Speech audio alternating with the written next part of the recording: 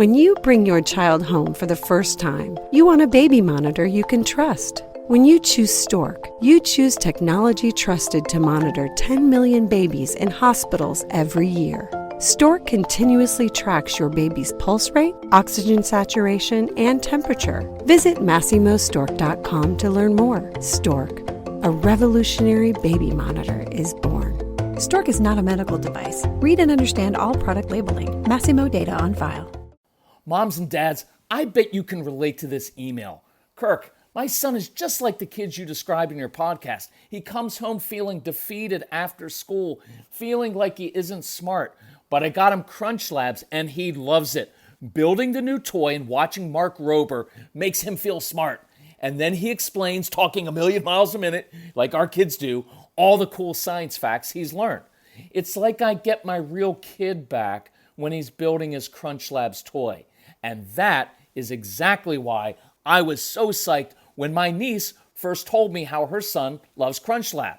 Confession, this is the one sponsor I wanted more than any other because it's such a perfect fit for our kids. So go to crunchlabs.com/calm and you'll see why. Crunch Labs is a STEM monthly subscription build box for kids. Your kids get a really fun toy in the mail every month. And what kid doesn't love that? And then they put it together by watching a step-by-step video from former NASA engineer Mark Rober, where he teaches all the cool physics that make the toy work. Mark's passion is helping kids think like engineers. And this helps your kids develop resilience and problem-solving skills while having a ton of fun. Get your kids something they will actually love, use, and look forward to getting all throughout the coming year. Build your child's confidence now. Visit crunchlabs.com/calm and get your kids Crunch Labs today. So I'm super excited about this podcast because I have already recorded it about 7 times. And every time I record it, I get a different insight. And then I go and I take my rough outline and I try to form it into a concise newsletter. And in the process of writing, I also discover some different insights. So then I go back and I record it again. So I hope by this, the 8th time I'm recording this, that it's really, really helpful for you. And this is what it's going to be about. You know, I usually start with a question like, do you have a child who's disrespectful, who's selfish? And I didn't want to do that this time. I want to break it up a little bit. But what it's really about is how we often misinterpret our child's behavior and motives, and that has huge ramifications. So I want to give you some insight. I think this is going to be extremely helpful. Otherwise, why do a podcast or listen to it? So welcome to this edition of the Calm Parenting Podcast. This is Kirk Martin, founder of Celebrate Calm. You can find us at celebratecalm.com. 2 things. 1, if you need help, reach out to us. We're a family like yours. We had a strong-willed child just like yours, and you can reach out to him. His name's Casey, Casey, at celebratecalm.com. Tell us about your family, what you're struggling with. We get together as a family. We discuss it. We reply back personally to you very, very quickly because we want to see changes in your family. Second thing, I'm trying to think of a better way to do this. Here's what I really want to say. If this podcast and the other podcasts resonate with you, go to celebratecalm.com and get the Get Everything package. Why? Because it has everything we've created and includes the no BS instruction manual. To me, this is what you should have gotten at the hospital or if you did home birth there when you had the strong-willed child. And I love it. And I want you to be able to have there's a lot of wisdom and insight in there that will change these. It changes the situations. It changes the meltdowns, but it changes the relationship even more. And that's what we want. So here's where I want to go with this. By the way, if you need help with that, if you need help financially, reach out to Casey, tell him, and we'll help you out and we'll make stuff work within your budget. So here's where I want to go with this. You may think that your child is being defiant or disrespectful or even selfish sometimes. But most of the time, I think we misinterpret our child's behavior, and that has serious consequences, right? Because when you assume the worst about your child's intentions or your spouse's intentions or your political opponent's intentions, you create a defensive response and you end up, we miss what is really going on. We miss opportunities. So this leads to a child not feeling understood And that usually in a person creates anger and resentment. It can cause them to shut down, right? And it ultimately creates the very defiance that you dreaded in the first place, and that wasn't even there in the first place. But now because we assume something wrong, it creates. So I want to go through 3 examples. The first one we have talked about before, so I'm not going to belabor that. It's this. It's that common thing a lot of times with dads, like, look me in the eyes when I'm talking to you.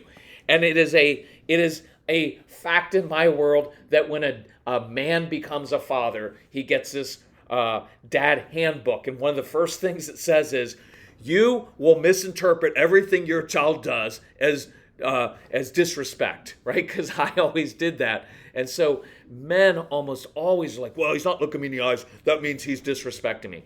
Now, look, there's a very good reason that men are sensitive to the disrespect. And it's not because we just want to be respected. It's because we want to pass down our wisdom, right? I have a lot of wisdom in my life. I've done a lot of things wrong. I've been hurt by things. And I see my child going through the same things, and I want to save them that pain. And so I want my child to respect me, not so I can feel like the king, but so that I can pass down my wisdom so my child doesn't have to go through the same things. That is a very noble motivation that we have, but we often get tripped up on it, right? So we misinterpret it as disrespect. But I want to say clearly, as I always have, it's not disrespect. Some of your sensory kids think and process better when looking down or looking away. And that's why even in a classroom, I don't want teachers to require, look at me when I'm asking you that question. Oftentimes kids will doodle and they think better while they're doodling.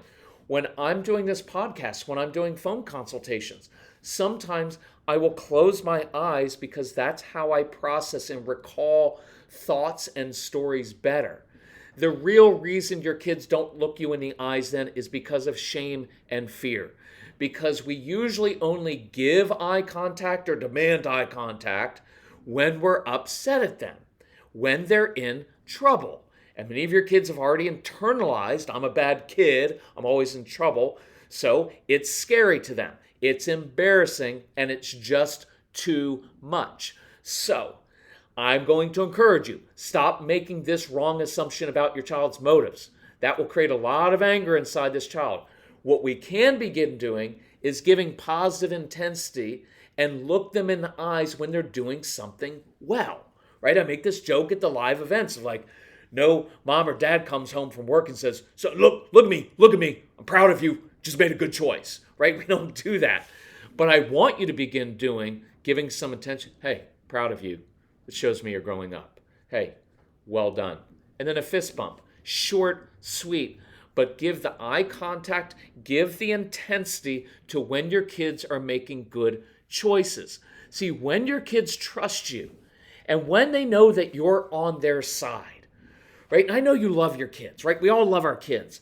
But discipline devolves sometimes into this thing of like me against you, right? You did something, it irritates me, I'm frustrated by it, so it's me against you trying to get you, what I have to get through to you, so you... That doesn't feel good and that doesn't work. So when they know you're coming alongside and saying, hey, you keep doing this thing that's hurting you, I want to give you some tools and show you a different way to do it, because that's what discipline is, teaching, showing, right? Then they'll look you in the eyes, and I promise that will feel really, really good. Now, here's one of those things that I just alluded to before that hit me when I was writing this out. And this is a huge insight that is very, very... it's a foundational part of the celebrate calm kind of philosophy. As humans, our natural reflex is to assign responsibility to someone else, right? And that's hence that admonition, right? Of, hey, instead of trying to pick the speck out of your neighbor's eye, first deal with that huge big branch and log in your own eye, right? Work on yourself, because here's the trap we fall into. If my son, if my daughter, if my spouse would just start doing X, then everything would be better. Well, that's a huge trap. That is a huge lie we tell ourselves. And so one of the beautiful parts that I like in this first example is, what did we just discover? See, what we want is we want our child to look us in the eyes and respect us. And so our natural response is, well, he's just being disrespectful. He needs to change that. Look me in the eyes. And it has nothing to do with that, right? But how we can actually change the situation is not by putting all of our focus and effort and energy into trying to change someone else's behavior. Instead, I have one thing that I can control in my life, and that's myself. And so when I focus my energy on this, I'm going to be trustworthy. I'm going to be someone who, when my child messes up, that I create a safe environment so they know that they can come to me. And so instead of always feeling like the bad kid, I am going to begin changing myself so that they feel an openness to come to me, right? That's a huge insight that if you can put that into play in your life, in your marriage, with your kids, and stop blaming everything. Well, my kids are so strong. Well, I know they are. They're really difficult. That's why you're listening to this podcast. But what changes things is when I begin to say, you know what? I have a part to play in this. And when I start putting my energy into changing myself, and that's what this was all built on. I know we give a lot of strategies for changing different things, but the core of it, the 30 Days to Calm program, is me learning how to control and change myself. And that changes everything. Okay, second example. This is a common one. My 5-year-old daughter won't compliment her older sister or watch her gymnastics events. Why does she have to be so selfish? And another related one is, oh, my child seems like he's his own little world. He always seems so self-absorbed. Now, two different answers, but kind of on the same vein. I don't think that your daughter is being selfish. I think she's very normal for that age, right? Parents get freaked out like, oh, my child's not sharing in preschool. Good. They're not supposed to share until about age 7. For many of your kids, that is what is developmentally appropriate. But what happens? We freak out because now we get a note like, well, your child's not sharing with the other kids. And now we start to assume and look into the future like, oh, am I raising a sociopath? Why can't they share? And then I begin lecturing about you need to share, and you do that. And what we're doing is, we're imposing an arbitrary judgment on a little kid. She's supposed to be self-absorbed at age 5, right? Now, not at age 25 or 35 or 45, but at age 5, of course, she's 5. Her whole job in life. And listen, I know this will bug some of you, but it's not to learn how to follow directions. Not at age 5. Do I want her to follow directions? Sure, absolutely. I want her to learn to listen and do things. I don't want her running out in the street and dying, okay?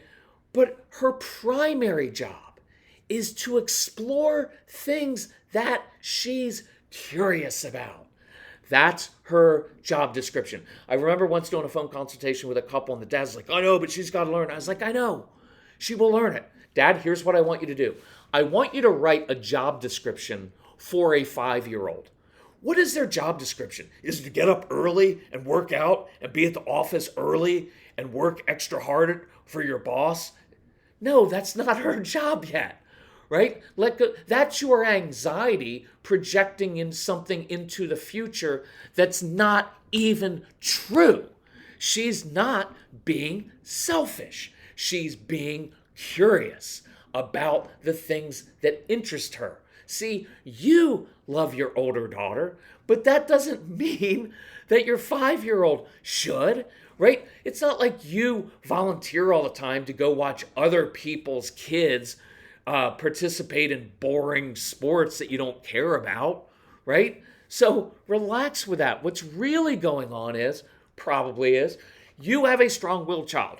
Overall, strong-willed kids have very busy brains. They're very deep into their own brains, all these ideas going on. And when your child wakes up in the morning, your child has an agenda, because most of your kids, a lot of them, picture things in their brains. They picture something, right? That something with Legos that I want to build, something I want to color or create. And so they have this agenda when they wake up, and they want to accomplish what they visualized. So your daughter, and this mom had described, I said, think what she's doing. She's got a picture in her brain of what she wants to accomplish. And then she goes about doing it. And that takes focus, persistence, pig-headed determination, and follow-through. See, she's exhibiting all the qualities you want her to have in life. She's doing it now.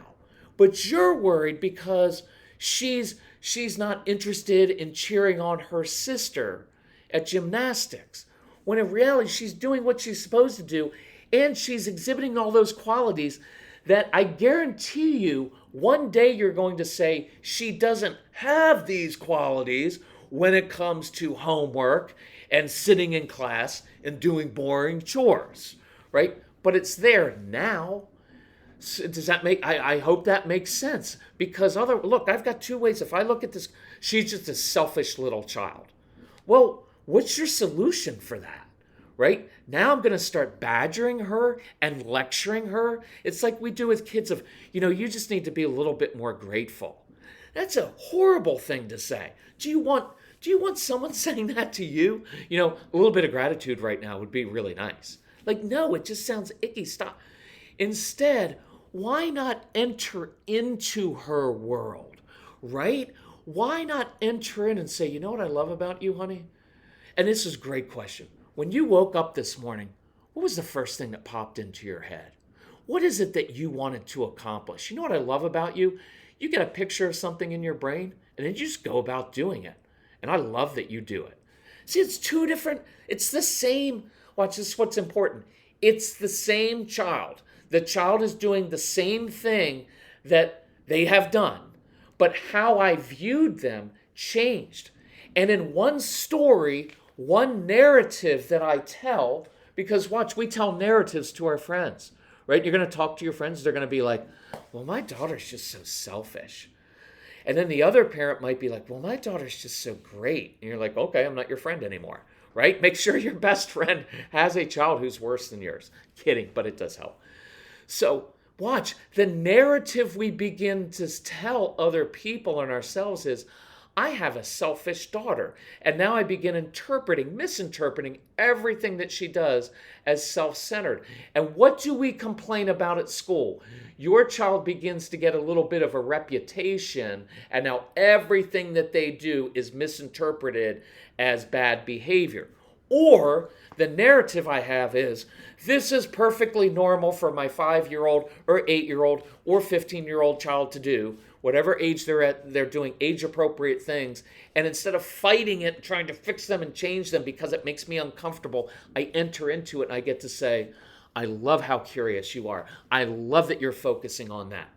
That will change how your child feels inside. It changes how you see that. It changes everything. So here's another example, third example. And I like this one as well. Just checking my time. It's a little bit longer than I usually go, but this is really good. I'm enjoying this. If I'm enjoying it, hopefully you are. Because it's such good insight. It's going to change things. So here's another one, common one with phone consultations. We get an email like, my son, the basics was, my teenage son won't go to sleep at night. He stays up late just to irritate us. And I was like, that's, whenever I hear that, my first instinct is, not sure that's exactly what's going on, so I ask a lot of questions, right? I get curious about, well, what else is going on? Tell me about your son a little bit. So what I replied back to the dad was, my gut tells me your child has probably always stayed up a little bit later because that's his natural rhythm, right? Because he's got a busy brain. He's probably got some anxiety and he thinks about things, right? And also, many of our kids stay up because they don't want to miss out on what's going on. Well, if the parents are up, I must be missing out on the fun stuff. I don't want to go to bed, right? Many of your kids have that. So your child delays. Plus, this is really good insight. The world feels more peaceful later at night. That's why many of your kids won't do their homework until you go to bed. And then at 10 o'clock or 11 o'clock, it's like the world slows down, right? Parents aren't lecturing. The world isn't buzzing with all its nervous energy. Look, there's a lot of nervous energy in this world. Right? That's why I don't like going out in traffic at between 3:30 and 5:30 or 6 at night. I don't like doing errands then. Why? Because everybody's on their way home from work, picking up the kids, and it's frantic, and it's just, there's a different pace to it. I don't like it. It's unsettling, right? If you've ever noticed, this is why do you think creative people, a lot of writers, a lot of artists do their best work really late at night. Now, some of it is maybe they're a little bit weird too, but that's when they actually can feel things because they're very sensitive and they get in touch with themselves because there's not all this extra chaos and commotion going on. So that's probably what's going on. So practical things you can do, right? Like letting them read about anything that's interesting to him, magazine, anything. Listen to audiobooks or a podcast. Maybe you run a fan, some white noise, give him some sensory pressure. All those things can be helpful. But here's what I would do instead. Assume he's not just being a jerk on purpose, because that takes you down a different path. Look, if I think my child is just staying up late to irritate us, what is my tone all night long? Jake, listen, it's time to go to bed. Look, you're already 15 minutes late. You know what? If you're not going to get in bed, then we're fine. We're just going to take away screens tomorrow. And the whole night from about 8 o'clock on is just your own anxiety about, is he going to go to bed tonight? What do I have to do to get this kid? And it just becomes this whole negative thing. So what if instead you create a late night tradition with him where you two connect for a few minutes, right? Maybe you enjoy a special snack together, right? You build something, or you just talk about something he's interested in. It's a great one to do. And you give him an opportunity to let him dump any anxious thoughts out. Think about this. Many times the day is busy, busy, busy. After school, we got extracurriculars. We got to do homework. We got to eat. We got to get a shower. We got all this stuff. Now go to bed. And we never really slow down. But what if you created it? I don't know what it is for you. Be creative. Maybe it's sitting in the basement. Maybe it's sitting outside in a hammock. Maybe it's outside on the swings with your child at 10 o'clock at night. I don't know. But do something. Maybe it's sitting in beanbag chairs. Maybe it's meeting up in the attic, right? In some comfy place where you've got a snack and you just sit there. And maybe you don't even talk, but you have a snack and you're just there together. And you're connecting with this child. And so see what you're doing. You trade the normal tradition, which is end of the day conflict, lecturing, reminding, pushing. And instead of ending the day like that every day, you end with a new tradition that's peaceful, that's quiet, that's calming, that's connecting. And see if that creates a more natural transition to sleep. So the dad replied with some good insight I wanted to share. And he said, okay, I get it now. He's not staying up because he wants to be disobedient. Think how loaded that word is. And I'm talking to you, Christian parents, because you're usually the ones who use that word a lot, right? That's how I can tell it's usually a religious family. It's like, my child's being disobedient, right? And it's a loaded word, right? That comes with all kinds of challenging authority. So he's not being disobedient or because he loves to give others a hard time. I'm not saying that your kids don't like that. They do like that, partly because you keep reacting. That's your issue too. So, and dad goes on, he's just got an active mind and he's curious and it feels good and calm to him to stay up a little bit later. It sounds like this may be a problem or an issue we just have to manage rather than fix or correct. See, that bingo.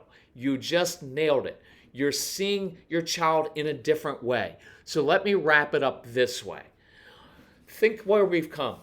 My son isn't just being disrespectful. In fact, he's got some shame inside and feels like a bad kid. And now I have an opportunity to create successes and help him feel better about himself. My daughter isn't actually being selfish. She's curious. She's determined to accomplish what she's pictured in her brain. So how can I enter into that and foster that curiosity instead of my anxiety causing me to assume the worst? My teenager isn't just being disobedient on purpose. He's got a busy brain. He's got a lot of stuff going on in his life. He's got some anxiety. So instead of fighting him every night, I can find a way to bond with him. Not only will that change your child's behavior, it will change your relationship. And long term, that changes all behavior, right? That's what we're after. That's why I want you to listen to all the stuff that we've produced in the No BS program in that get everything packaged, so you can step by step begin doing these small things that have a huge impact on your child.